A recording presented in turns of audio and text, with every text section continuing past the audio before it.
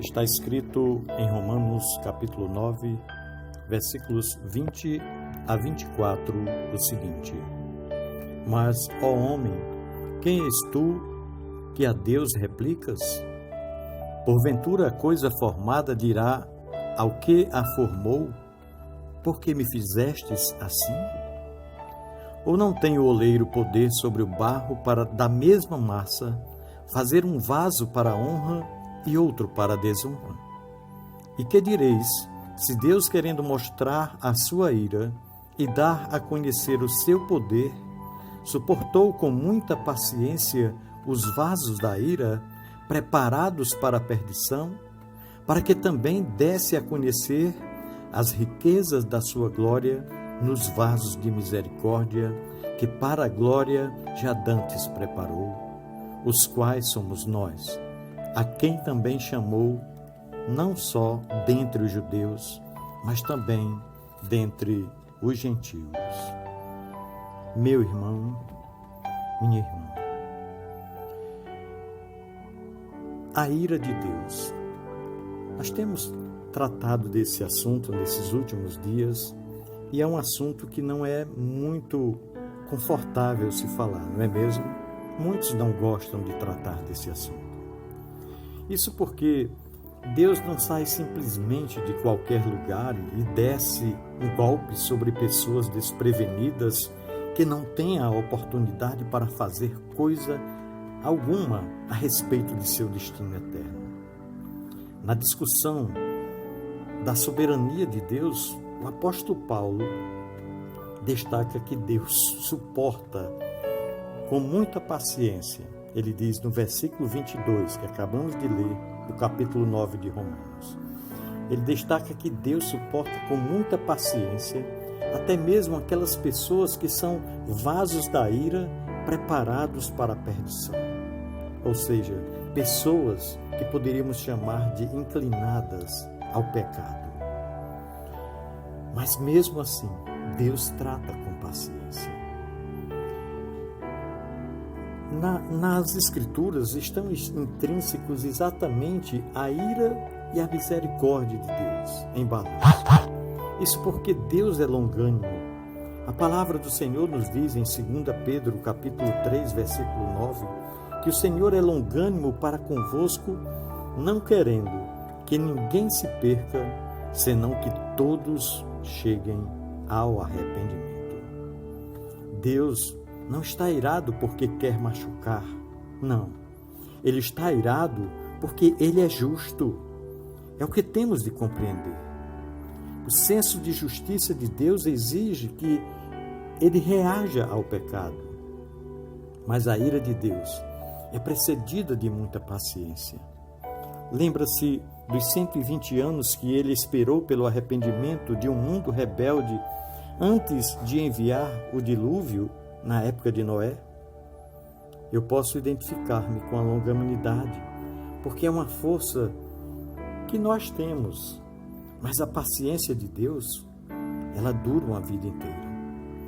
Deus nos espera, Deus nos perdoa, não nos dá o que de fato nós merecemos. Deus, na verdade, abafa sua ira contra nós. Ele diz: vinde a mim agora. Mas continuamos deixando-o de lado, não nos submetemos nem queremos nos voltar para Cristo. Na nossa arrogância, muitas vezes dizemos: agora não, amanhã talvez, ou antes de morrer. E o relógio para. Eu não sei quantos anos você tem, mas sei que a mocidade é relativa quando se trata de enfrentar a ira de Deus. Veja, você pode medir a sua mocidade apenas comparando-a com a data de sua morte e não com a data de seu nascimento. Uma pessoa que vai morrer à idade de 25 anos já é velha aos 15. Sim, porque lhe resta pouco tempo. Mas se essa mesma pessoa viver até os 90, será nova ainda que tenha 50 anos. Mas você diz que ninguém sabe o dia de sua morte. Sim, você está certo. É por isso mesmo que hoje continua sendo o dia da salvação, conforme a palavra do Senhor nos diz em Hebreus capítulo 4, versículos 7 a 15. Você não deve adiar isso de forma alguma. Adie qualquer outra coisa, mas não adie o dia da sua salvação. Deus é paciente, portanto, venha para Ele enquanto se pode achar. Quanta paciência Deus tem? Você pode me fazer essa pergunta. No livro de Números, capítulo 14, versículos 11 e 12, fala da incredulidade de Israel, quando o povo se recusou a crer em Deus e entrar na terra prometida. O texto diz que Deus ficou zangado. Ele quis destruir aqueles rebeldes e começar tudo de novo a partir de Moisés. Mas Moisés lembrou a Deus a sua paciência e assim Deus permitiu à nação um adiamento da execução, por assim dizer. Mas lendo o restante de Números capítulo 14, e você verá que Deus julgou o seu povo. Sim, muitos cometeram o erro descrito em Eclesiastes 8, versículo 11, que diz que as pessoas consideram a demora de Deus para julgar o pecado como desculpa para pecar mais. Essas pessoas acham que estão livres, pensam que Deus relaxou. Por isso, em vez de dizer, meu amigo, Deus tem sido paciente comigo, é melhor me arrepender. Elas dizem, Deus é tão complacente que, na verdade, Ele não vai fazer coisa alguma em termos de severidade para comigo. Meus queridos irmãos, as crianças, elas cometem esse erro o tempo todo. Você ainda não lhes castigou, por isso imaginam que você nunca as castigará. Porque Deus ainda nada fez. Muitas vezes pensamos que nunca vai fazer coisa alguma a respeito do pecado. Mas esse não é o caso. Deus se ira sim. E quando o relógio bater meia-noite, estará tudo acabado. Não haverá mais tempo. Não haverá mais tempo de consertar nada. Hebreus capítulo 9, versículo 27 diz, aos homens está ordenado morrer uma única vez, vindo depois disso o juízo. Ou seja, não haverá uma segunda oportunidade, uma segunda chance, muito menos um afrouxamento de pena, nem mesmo um adiamento de execução, mas o juízo. Aos homens está ordenado morrer uma só vez, vindo depois disso o juízo. O texto fala de julgamento. Romanos capítulo 2, versículo 4 diz assim, desprezas tu as riquezas da sua bondade, tolerância e paciência, ignorando que a bondade de Deus te leva ao arrependimento? Se Ele não o julgou ainda, você deveria correr para Ele com gratidão e arrependimento. A Bíblia descreve as pessoas que dão as costas para Cristo como balançando-se sobre o inferno. Em Lucas capítulo 13, versículos de 1 a 5, Jesus deixa bem claro que as pessoas que não o aceitam, ou seja, as pessoas que rejeitam o seu plano de salvação, estão a apenas um batimento cardíaco, um ato de violência ou um erro do juízo de Deus. Seus exemplos mostram que o golpe pode vir a qualquer momento. As pessoas que dão as costas para o Evangelho, que tratam a palavra de Deus com descaso, são mantidos apenas pela graça de Deus. E quando o Senhor soltá-los, estará acabado. Não importa se são jovens ou saudáveis. Quando Deus os abandonar, estarão arruinados. Mas a Bíblia também nos fala de uma fuga. Sim, uma fuga para escapar da ira de Deus. E como fazer isso? é necessário fazer uma escolha. Qualquer um que for para o inferno vai por sua própria escolha e não porque Deus seja um bicho-papão. Deus fez o inferno para Satanás e seus anjos, não para homens, diz a palavra de Deus. A sua justiça exige retribuição ao pecado, mas em sua misericórdia, Ele providenciou um substituto para assumir o nosso castigo. Você me pergunta, mas quem é esse substituto providenciado por Deus? São boas novas. É o sistema de justiça de Deus permitindo um substituto. Havia um rei que governava sobre um povo perverso. Essa ilustração aqui deve abrir o nosso entendimento para este raciocínio. Então, a ilustração diz que havia um rei que governava sobre um povo muito incrédulo, muito perverso, muito à toa, como dizem por aí. Por isso ele fez uma lei que dizia: qualquer um que transgredir a lei terá seus 2 olhos arrancados. O primeiro jovem a transgredir a lei daquele rei foi trazido para o rei para julgamento, mas quando o rei olhou para ele, chorou de angústia, porque aquele jovem era o seu filho. Aquele rei ficou em um dilema. A justiça exigia que ele mandasse arrancar os 2 olhos daquele rapaz, mas o seu amor dizia: é o meu filho, não posso arrancar, não posso tirar os olhos, porque é o meu filho. Como conciliar agora nesse dilema tão difícil para aquele rei? Como ele iria conciliar a justiça e o amor? Então, o que aconteceu foi o seguinte: o rei arrancou um olho de seu filho e depois mandou que arrancasse um de seus próprios olhos. Portanto, qualquer um que visse os 2 juntos, via a justiça e o amor operando. Justiça porque 2 olhos foram arrancados, como a lei exigia. E amor porque o rei amava o seu filho o suficiente para dar o seu próprio olho por ele.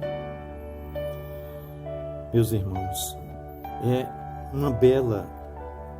uma linda ilustração de fato, mas Deus foi mais longe ainda. Deus foi infinitamente mais longe do que esse rei que deu um de seus olhos em substituição a um dos olhos do filho. A Bíblia diz que Jesus pagou toda a pena, ou seja, Ele assumiu todos os nossos pecados, Ele assumiu a nossa rebeldia, Ele tomou sobre si a nossa culpa e pagou por tudo mesmo, na cruz do Calvário. E isso custou-lhe nada mais, nada menos do que a sua própria vida. Não apenas um olho, mas tudo o que ele tinha, tudo o que ele era. Jesus pagou por tudo. Por isso Deus não tolerará aqueles que rejeitam a Cristo, aqueles que rejeitam o Evangelho, aqueles que dão as costas para o plano de salvação estabelecido por Ele próprio. O Senhor não vai tolerar, porque Ele é um Deus eterno, um Deus que permitiu que seu Filho eterno pagasse um preço eterno por nosso pecado eterno, para que os homens pudessem viver com Ele eternamente.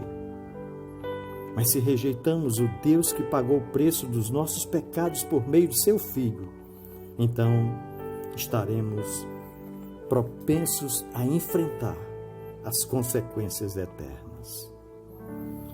Olha, Deus pagou um preço elevado demais por nós, para que andássemos por aí perdendo tempo e brincando com a sua ira. Ele disse: estou avisando, sou um Deus que se ira assim. Vou fazer alguma coisa para satisfazer a minha ira, porque nada que você possa fazer poderá jamais me satisfazer. Meu filho vai se tornar um homem como você, exceto no pecado, para que eu possa perdoá-lo do seu pecado. Mas quando meu filho fizer isso e ressuscitar dos mortos, para que você saiba que é verdade, não brinque comigo. Leve-me muito a sério. Não espere a minha bondade. É por isso que a palavra do Senhor nos diz em 1 Tessalonicenses 1, versículo 10, diz que Jesus nos livra da ira vindoura. E de acordo com Romanos 5, versículos 8 e 9, diz que, mas Deus prova o seu amor para conosco, em que Cristo morreu por nós, sendo nós ainda pecadores. Logo, muito mais agora, sendo justificados pelo seu sangue, seremos por ele salvos da ira. Então, meu querido e minha querida, nós somos salvos da ira de Deus através de Cristo, e não porque frequentamos uma igreja, ou sejamos pessoas boas, ou façamos o bem na comunidade onde vivemos. Nós só seremos salvos da ira vindoura apenas pela provisão eterna de Jesus Cristo. Aí você pode me dizer, mas eu já sou cristão, eu já sou salvo, nada disso se aplica a mim. É verdade. Se você é cristão, nunca experimentará a ira de Deus. Pode passar até por sua disciplina, mas nunca enfrentará a sua ira. Mas isso se aplica somente a você. Porém, se você tiver um irmão, ou uma irmã, ou uma tia, ou tio, ou alguém mais que não aceite Jesus Cristo como Senhor e Salvador de sua vida, você não pode deixar que a pessoa simplesmente morra sem Jesus Cristo, sem ouvir de sua boca que precisa fugir da ira vindoura. Você não quer que sua família, amigos e colegas passem perdidos para a eternidade dizendo, mas eu trabalhei com ele durante 20 anos e ele nunca me falou disso. Eu era seu parente, íamos juntos às reuniões familiares todos os anos e ele nunca me advertiu a respeito do inferno. Outro pode dizer, mas eu era seu vizinho e ele nunca me falou sobre isso. Olha, a ira de Deus se aplica a você se houver pessoas no inferno que eu e você conhecíamos, que amávamos e com quem trabalhávamos, mas que nunca ouviram como podiam fugir da ira dele, porque nós nunca abrimos a nossa boca para dar testemunho de Cristo. A nossa tarefa é falar a um mundo perdido a respeito de Jesus Cristo, para que o sangue do mundo não fique em nossas mãos, conforme Ezequiel fala no capítulo 3, versículos 15 a 19 do livro que leva seu nome. Eu não quero ficar diante de Jesus e vê-lo olhar para mim e dizer, onde estão todos os seus amigos? Onde está a sua família? Eles não estão aqui porque você não lhes contou. Você tinha vergonha de dar testemunho, mas não tinha vergonha de falar a respeito de outros assuntos, porque eu era um problema tão grande para falar de mim. Meus queridos irmãos, eu não recomendo nenhum método para se ganhar a família e os amigos, a não ser pregar a palavra. Pregar a palavra, como o apóstolo Paulo disse para Timóteo, seja a tempo ou fora de tempo. Então, pregue a palavra. Nós temos 2 conselhos a dar. Se você é cristão, é melhor começar a pregar agora, a falar agora, porque as pessoas vão sair perdendo se você permanecer calado. E se você ainda não é um cristão, se você ainda não tomou a decisão de converter-se ao Evangelho, aceitando a Cristo como seu Senhor único e absoluto e seu Salvador, é melhor correr para Jesus hoje mesmo, porque Ele está oferecendo o seu perdão e o relógio de Deus não para. O relógio de Deus está correndo. Eu desejo a você, meu querido irmão, minha querida irmã, a proteção, a guarda e a companhia de Deus todos os dias da sua vida. E que sua família seja sempre protegida e guardada debaixo do manto sagrado do Senhor. Pensemos nisso, no amor de Cristo. Amém.